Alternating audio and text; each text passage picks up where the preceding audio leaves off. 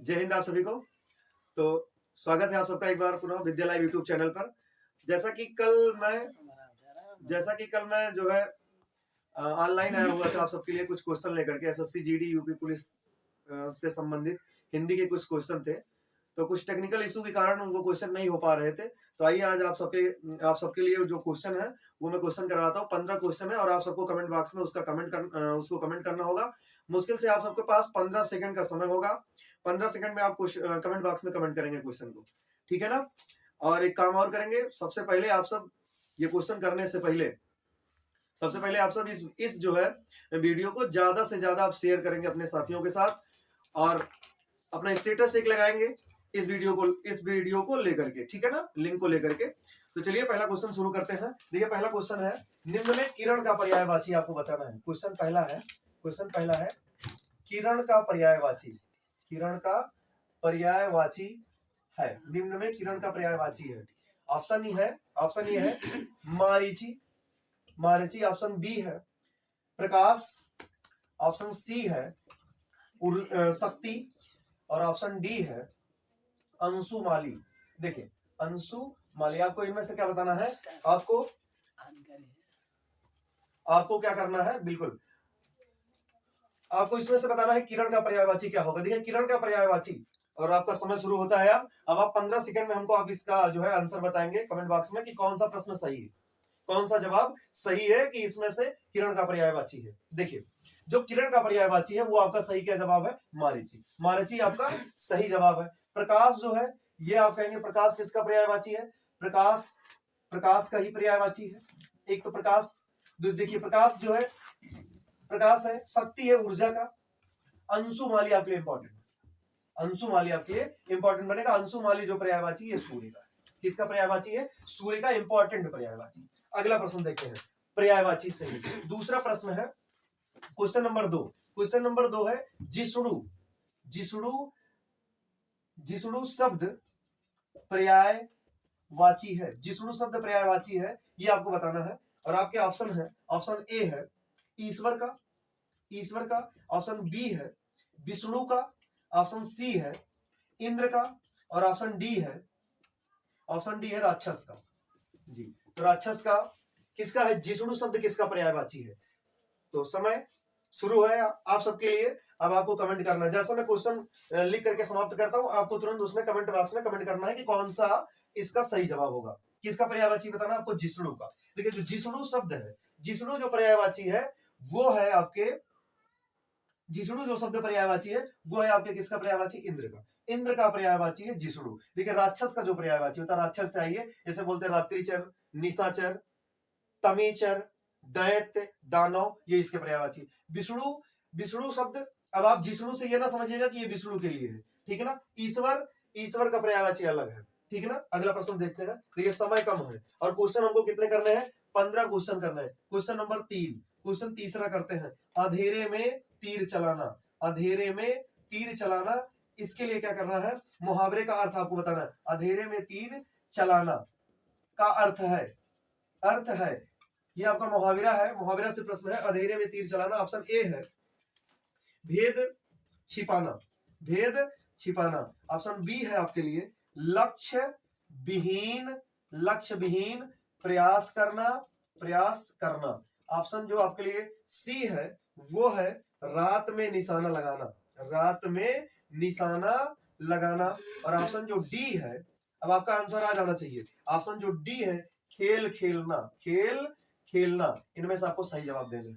निम्न में कौन सा सही जवाब है इसका, आप इस प्रश्न का सही जवाब देंगे। समय आपके लिए शुरू है कि आपका समय स्टार्ट हो चुका है कि भेद छिपाना, कि लक्ष्य विहीन प्रयास करना, कि रात में निशाना लगाना, खेल खेलना। जो मुहावरा होता है इसका समान अर्थ नहीं निकलता, इसका एक विशेष अर्थ निकलता। देखिए अंधेरे में तीर चलाना, इसका सीधा मतलब क्या है, लक्ष्य विहीन प्रयास करना। कहते हैं कि आप अंधेरे में तीर चला रहे हैं, आपके पास कोई लक्ष्य नहीं, लक्ष्य विहीन प्रयास करना। इस तरीके से आपका ये क्या है, इस तरीके से अभी आपके 3 प्रश्न है। चौथा प्रश्न देखते हैं, प्रश्न नंबर 4। देखिए प्रश्न नंबर 4 भी आपके किससे संबंधित है, मुहावरे से ही संबंधित है। तो अभी तक जितने प्रश्न आपने किए होंगे आपको पता होगा कि आपका कितना क्वेश्चन सही है। बाद में आप टोटल करके लिखेंगे कि सर मेरे इतने क्वेश्चन सही आए 15 में से, ठीक है ना।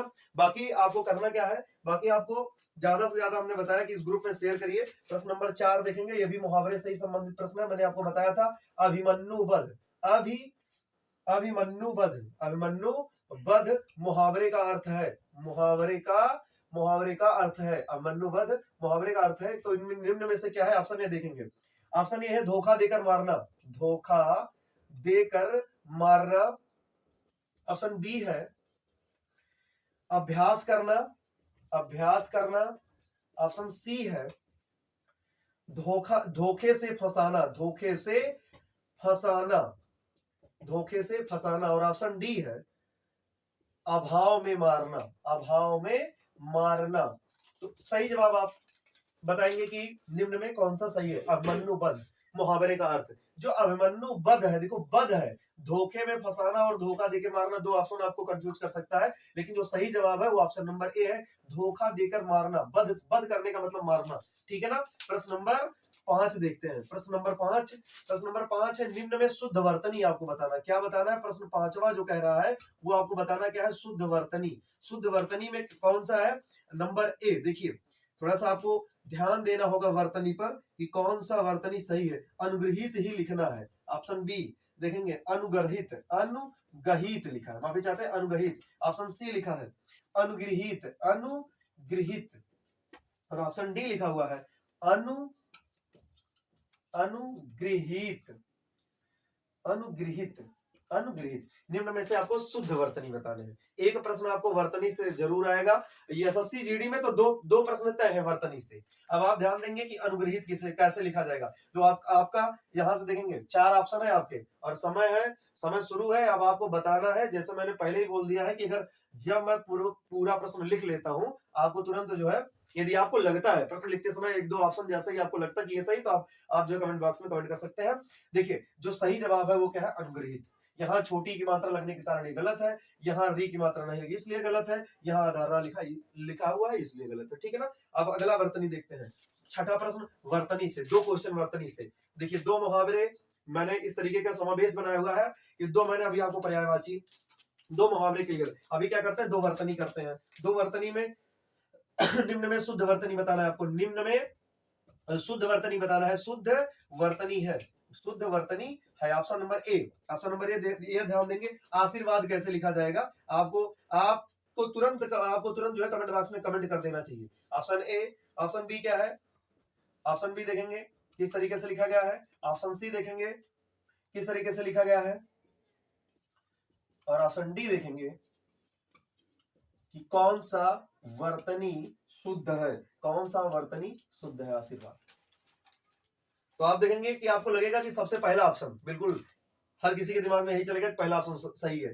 पहला जो ऑप्शन इसका है आशीर्वाद का शुद्ध वर्तनी, जबकि आशीर्वाद गलत लिखा हो। क्यों, क्योंकि आशीर्रा आपको कहा होना चाहिए सा के बाद रा, क्योंकि वहां पे सही बात कैसे पढ़ेंगे, आशीर्वाद, रा यहां होना चाहिए था, ये तो रा पहले है, तो आरसीवाद लिखा हुआ है, ये क्या है, गलत है। अब देखेंगे आशीर्वाद, आशीर्वाद, रा यहां आ रहा है, वार्द लिखा, ये भी गलत है।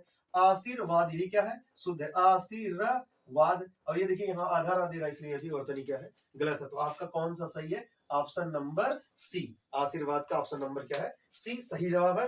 देखिए अभी 2 प्रश्न हो गए किससे, आपके वर्तनी से। अब देखते हैं हम वर्तनी के बाद हम करते हैं क्या, विलोम शब्द। 2 प्रश्न विलोम के होंगे, 2 प्रश्न किसके होंगे, विलोम के। बाद में 2 प्रश्न किसके करेंगे, संधि के। 2 करेंगे समश्रुत भिन्नार्थक शब्द से, ठीक है ना। चलिए देखते हैं, शुद्ध विलोम शब्द बताना है। प्रश्न नंबर 7, क्वेश्चन नंबर 7 का विलोम आपको बताना, वैराग का, वैराग का विलोम है, वैराग का विलोम है, ये आपको बताना है। ऑप्शन ये शुरू होता है कि अनुरक्त, अनुरक्त।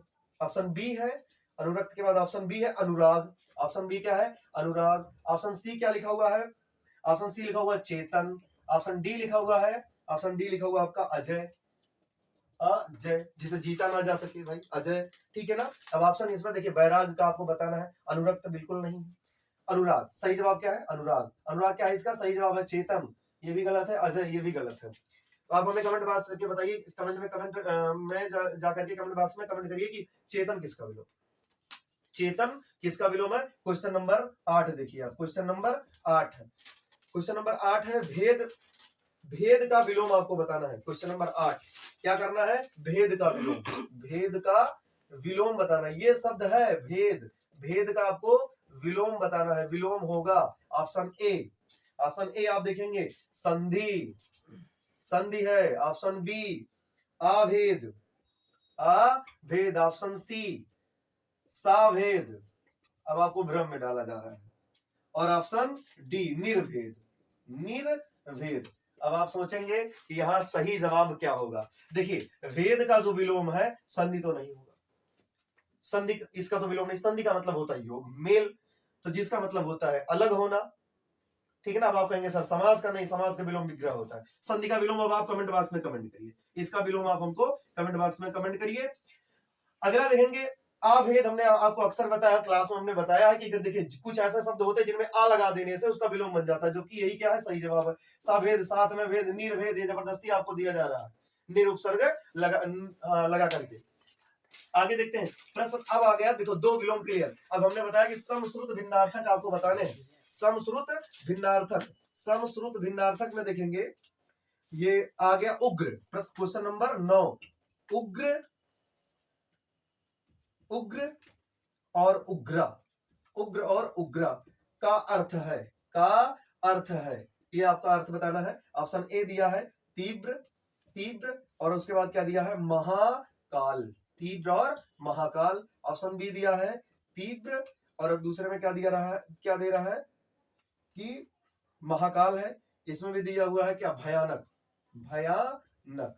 ऑप्शन सी है तीव्र, और यहां दिया हुआ है क्या महाकाली, और ऑप्शन डी है तीव्र, और यहां दिया हुआ है गौरा।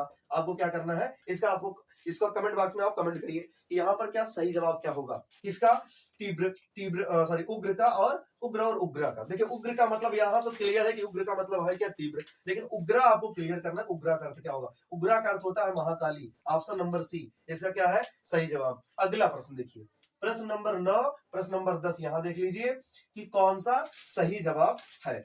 अगला है करी, करी और क्या है कीर, करी और कीर का अर्थ आपको बताना। हमने बताया है कि एसएससी जीडी मेन टारगेट मेरा जो है ये क्या है, एसएससी जीडी को और पुलिस को लेकर, क्योंकि दो प्रश्न कंफर्म होते हैं कि आपको समश्रुत भिन्नार्थक के, दो विलोम के, पर्यायवाची, ये सारे शब्द जरूर आपको देखने को मिलेंगे। ऑप्शन नंबर ए देखेंगे, ऑप्शन ए दिया हुआ है हाथ, दूसरा लिखा हुआ है क्या मछली, दूसरा लिखा हुआ कीर का मतलब, यहाँ कीर का मतलब मछली बता रहा, इस करी का मतलब हाथ बता रहा। यहाँ देखिए लिखा हुआ हाथ, हाथी, हाथी, और क्या लिखा हुआ है तोता। सी लिखा हुआ है क्या आपका हाथ, और अगला दे रहा है क्या सुग्गा। अब देखिए सुग्गा और तोता दोनों में अंतर है भाई। सुग्गा कैसा शब्द है ये जरा कमेंट बॉक्स में कमेंट करिए, देशज है, विदेशज है, तद्भव है कि तत्सम है, कमेंट करिए। हमने आपको बताया है तद्भव तत्सम, मैंने आपको पढ़ाया है कि जब कभी द्वित्व वर्ण आ जाते हैं तो कौन सा शब्द होता है, तत्सम होता है, तद्भव होता है। इन दोनों में से कोई एक है, ऑप्शन नंबर डी देखिए। तब तक आपको कमेंट करना है, लिखेंगे मछली, मछली, और इधर दिया हुआ है हाथ। अब आपको इसमें से बताना है इनका अर्थ क्या होगा, करी और कीर का, करी और कीर का। करी मतलब क्या होता है हाथी, और कीर मतलब क्या होता है तोता। चाहे तोता लिखा हो या सुग्गा लिखा हो, दोनों का अर्थ सेम है बिल्कुल। तो ये आपका ऑप्शन क्या होगा, बी सही है। ऑप्शन बी क्या है सही है। आप अभी तक आपने कितना प्रश्न कर लिया 10, बचे हुए कितने प्रश्न हैं 5, जिनमें सभी आपको क्या करने हैं, 5 में आपको करने क्या है संधि, और क्या करने हैं संधि के साथ साथ, संधि के साथ साथ और 2-3 प्रश्न होंगे जो आपके होंगे जी संधि से ही होंगे, बाकी जो है संधि से होंगे, और बाकी वन वर्ड के हैं। वाक्यांश के लिए एक शब्द है। देखिए वाक्यांश के लिए एक आपको क्या बताना है, प्रश्न 11 है, वाक्यांश के लिए एक शब्द, 11 और 12 दोनों वाक्यांश के लिए, वाक्यांश के लिए एक शब्द, और आपको यही मैं लिख दे रहा हूं प्रश्न 11 और 12 ये दोनों, ठीक है ना। अब 11 में आप लिखेंगे, और देखिए शब्द क्या लिखा हुआ है, जिसका इलाज, जिसका इलाज ना हो सके, ना हो सके, जिसका इलाज ना हो सके, इसके लिए आपको एक शब्द बताना है। ऑप्शन ए, ऑप्शन ए है ला इलाज। देखिए भ्रम, भ्रम के लिए ये सारे शब्द लिखे जाते हैं। ला इलाज। ऑप्शन बी बे इलाज, बे इलाज। ऑप्शन सी असाध्य, असाध्य। जी माफी चाहते हैं, आराध्य लिख उठा है, असाध्य। और ऑप्शन डी है बड़ा आ, उसके बाद बड़ा सा आ, सा पे आ की मात्रा और धा करी, असाध्य। अब इनमें से आपको बताना जिसका इलाज ना हो सके उसे क्या बोलते हैं, ला इलाज कि बे इलाज कि असाध्य कि असाध्य। तो जो सही जवाब है वो आपका सी है, असाध्य। ऐसे रोग असाध्य कहलाते हैं जिनका इलाज ही संभव ना हो पाता है, उसे क्या बोलते हैं, असाध्य बोलते हैं। बाकी ला इलाज, बे इलाज, असाध्य तो बस आपको दिए गए हैं। अगला प्रश्न है जिसका जन्म पहले हुआ हो, 12 नंबर, प्रश्न नंबर 12, उसके लिए भी वाक्यांश के लिए एक शब्द है, जन्म जिसका जन्म पहले हुआ हो, पहले हुआ हो, उसके लिए क्या बताना है आपको, हुआ हो उसके लिए एक शब्द बताना है। एक शब्द बताइए, वाक्यांश के लिए एक शब्द बताएंगे। ऑप्शन ए है अगोचर, अगोचर। ऑप्शन बी क्या है, ऑप्शन बी है अग्रज, अग्रज, ठीक है ना। ऑप्शन सी क्या है, अनुज, ठीक है ना। और ऑप्शन डी है आपका अग्रो अग्रो अग्रोगात, अग्रोगात, ठीक है ना। अब आपको बताना है जिसका जन्म पहले हुआ वो वाक्यांश के लिए एक शब्द, अगोचर, अग्रज, अनुज, अग्रोगात। तो अग्रोगात तो ये तो पहले से, अनुज, अनुज मतलब छोटा, जिसका जन्म बाद में हुआ हो, ठीक है ना। सही जवाब क्या है, ऑप्शन बी अग्रज। अग्रज मतलब पहले, जो पहले पैदा हुआ हो उसके लिए क्या होगा, अग्रज। देखिए प्रश्न नंबर 13, 14 और 15, इनमें आपको बताना क्या है, 13, 14 और 15 सब में संधि क्लियर करना है। देखिए लिखा हुआ है देवीच्छा में संधि है, देवीच्छा में संधि है, देवीच्छा में संधि है। ऑप्शन दे रहा, ऑप्शन ए कह रहा गुण संधि, ऑप्शन ए है गुण संधि। ऑप्शन बी कह रहा है यण संधि, ऑप्शन ऑप्शन सी कह रहा है यण संधि, बी कह रहा है यण संधि। ऑप्शन सी कह रहा है दीर्घ संधि, दीर्घ संधि। ऑप्शन और जो डी कह रहा है अयादि संधि, अयादि, अयादि संधि, ठीक है ना। आपको बताने हैं कौन सा सही जवाब है। जी थोड़ा सा मार्कर समस्या जरूर है, लेकिन मैं बोल भी रहा हूं, आप ध्यान देंगे कि देवी इच्छा में संधि बताना है, गुण संधि है, यण संधि या दीर्घ संधि है। देखिए यहाँ लिखा देवी इच्छा, देवी प्लस क्या, इच्छा। आप तोड़ दीजिए, दा पे ए की मात्रा, वा पे आप क्या लगा दीजिए, हलंत, क्या निकल आया, बड़ी ई, बड़ी के साथ में क्या मिल गया, छोटी ई प्लस आधा चा और अच्छा। ई और बड़ी जब दो समान वर्ण मिलते हैं, एक जात के वर्ण मिलते हैं, तो ये क्या हो जाते हैं, इनका ये सदैव दीर्घ हो जाते हैं। तो ई छोटी और छोटी मिलकर बनाएंगे क्या, बड़ी, और बड़ी की मात्रा क्या होती है, ये जिसको आपने आधा किया है उसी के ऊपर आप ले जाकर के लगा देंगे, तो दा पे ए की मात्रा, वहां पे बड़ी की मात्रा, आधा चा और अच्छा, पुनः बन गया देवीच्छा। और यही क्या है सही, इस हिसाब से आपको पता चल गया होगा ये संधि कौन सी है, दीर्घ संधि। इसका जवाब क्या है, ऑप्शन नंबर सी, दीर्घ संधि। आइए प्रश्न नंबर हम करते हैं 13 के बाद प्रश्न नंबर 14। देखिए प्रश्न नंबर 14 की तरफ चलते हैं, और वो भी किससे है, संधि से है। और कितने लोग हैं जो तुरंत बता सकते हैं, मात्र जैसा लिखा जाएगा आप तुरंत बता देंगे, पहचान करके। मैंने आपको पहचानने के लिए ट्रिक बताया हुआ, संधि में मेरे द्वारा ट्रिक बताई गई है, ठीक है ना। संधि में मेरे द्वारा ट्रिक ही भी आपको क्लास में बताई गई। लिखा है चंद्रोदय, चंद्रोदय, चंद्रोदय में संधि बतानी है, में संधि बताइए, बिना ऑप्शन दिए। कितने लोग हैं जो कमेंट करें, जो बता सकते हैं कि चंद्रोदय में संधि क्या है। ऑप्शन ए यण, ऑप्शन ए है यण संधि। ऑप्शन बी क्या है आपका, ऑप्शन बी है गुण संधि। ऑप्शन बी क्या है, गुण संधि। ऑप्शन सी क्या है, ऑप्शन सी है आपका गुण संधि। ऑप्शन सी है आपका दीर्घ संधि, दीर्घ संधि। और ऑप्शन डी है व्यंजन संधि, ध्यान देना है, व्यंजन संधि। अब आप बताएंगे निम्न में कौन सी संधि है, चंद्रोदय। और हमने आपको बताया है चंद्रोदय में कौन सी संधि होगी, ट्रिक काम कर रहा होगा। यदि किसी शब्द के बीचों बीच में ओ की मात्रा आती है, वो कौन सा संधि हो जाता है, गुण संधि।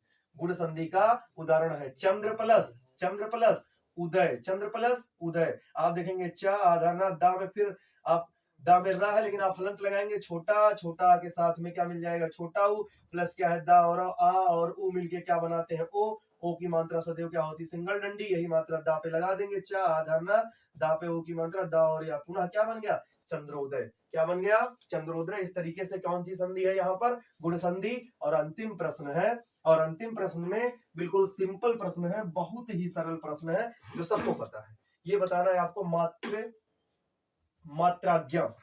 क्या बताना है आपको? मात्राज्ञा में संधि बतानी है। मात्राज्ञा में संधि बतानी। मात्राज्ञा में आपको क्या बतानी है? संधि बतानी है। ठीक है ना? मात्राज्ञा में संधि ऑप्शन ए मात्र प्लस मात्रता है, इसके नीचे रहा है प्लस आज्ञा। ऑप्शन बी है मातृ प्लस अज्ञा। ऑप्शन सी है मात प्लस आज्ञा। ऑप्शन डी है मातृ प्लस आज्ञा। तो आपको बताना है। लास्ट प्रश्न है, 15वां प्रश्न है आप सबके लिए, और उम्मीद करते हैं कि प्रश्न अच्छे होंगे, आपको समझ में आए होंगे। यदि प्रश्न अच्छे हैं, यदि आप क्लास आपको अच्छी लगी होगी तो आप कमेंट बॉक्स में कमेंट जरूर करिएगा, लाइक जरूर करके जाइएगा, जिससे मेरा हौसला बढ़ सके, मैं दोबारा आप सबके लिए और वीडियो बना सकूं। देखिए, जो मात्राज्ञा में जो संधि है, जो ऑप्शन इसका डी है, यही क्या है? सही है, मातृ प्लस आज्ञा। अब आप सब कमेंट बॉक्स में कमेंट करेंगे कि कौन सी संधि है, मात्राज्ञा में कौन सी संधि है, ये आप कमेंट करेंगे। और बाकी मातृ में देखिए माँ ता, और यहाँ नीचे हलंत लगा देंगे तो क्या निकल का आएगा? री के साथ में क्या है? बड़ा आ। यहाँ पे क्या है? ज्ञा पे आ की मात्रा ज्ञा। री और आ मिलके बना लेते हैं अर। आ होता है पूरा, रा होता है आधा, आ जाएगा ता को पूरा करेगा, मात्र हो गया, रा रेखा लग जाएगा आधा रा और ज्ञा। तो ऐसे लिखा नहीं जाता, इसलिए माँ ता इसके बीच में और उसके बाद ज्ञा पे आ की मात्रा, फिर क्या बन जाता है? मात्राज्ञा। और मात्राज्ञा में कौन सी संधि है, ये आप हमें कमेंट बॉक्स में कमेंट करेंगे। तो ये थे आपके 15 क्वेश्चन। बाकी मैं 4 से 5 प्रश्न आपके करंट से पूछता हूं, आप सबको कमेंट बॉक्स में कमेंट करना है। विश्व गौरैया दिवस, देखिए क्वेश्चन क्या है? विश्व गौरैया दिवस। करंट के क्वेश्चन है, विश्व गौरैया दिवस कब मनाया जाता है? गौरैया दिवस। इसका जवाब मैं अगले वीडियो में दूंगा, लेकिन आपको ये प्रश्न बताने हैं। प्रश्न नंबर 1, विश्व गौरैया दिवस कब मनाया जाता है? पहला प्रश्न ये आपको बताना है। दूसरा प्रश्न है, दुनिया की सबसे ऊंची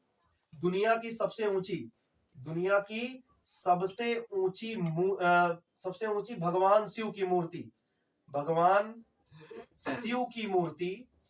मूर्ति कहाँ स्थापित की गई? कहाँ स्थापित की जा रही है?